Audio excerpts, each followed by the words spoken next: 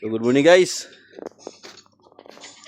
Darito diri sa atong unit na waskag dalaibot na yung unita ni.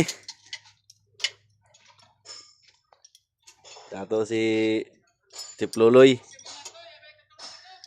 Yan paglawag ng unit mga amigo. So ambot lang ani kung kalos baka ni makadagan kay wa na yung mga tinae. Mag-recover. So gipalangtangan ng mga atal.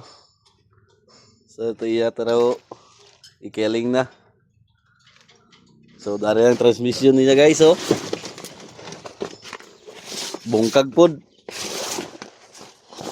Bungkag. Ibalik na i-overhaul na ni.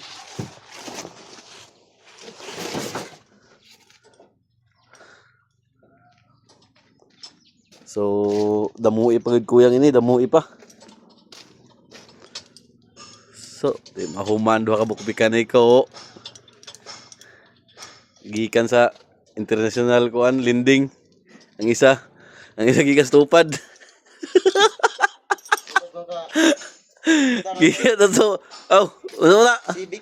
Di Civic gikan si yawa shout out kay Civic dahil lang insong nawaya na mekaniko. Nagtabangan na sila guys. Kaya nag-iisip na sila pag troubleshoot. Still na ni Atis. Ako na kay bahala. Saag na taga Civic ko. Nilaray na yung mga minor. Ako itong mga major.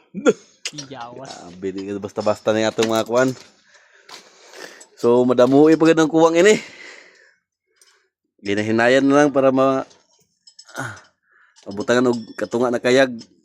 Para madugay. Tapos differential, transmission, daghan to mga supply. So, yan ito yung kinabuhi sa kuan. Pobre. Ginahinadan para madugay. Pobre na kinabuhi. Waskag dalaibot na ning atong tirada dire guys. So, dari sa mga sayang ko ano, aircon. Wa pa jud lagi. Pero paningkamutan.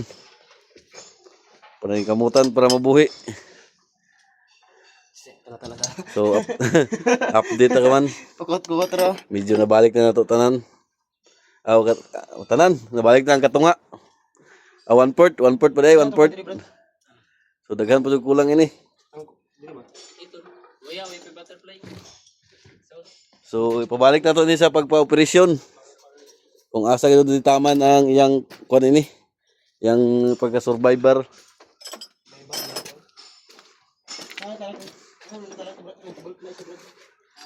So, thank you.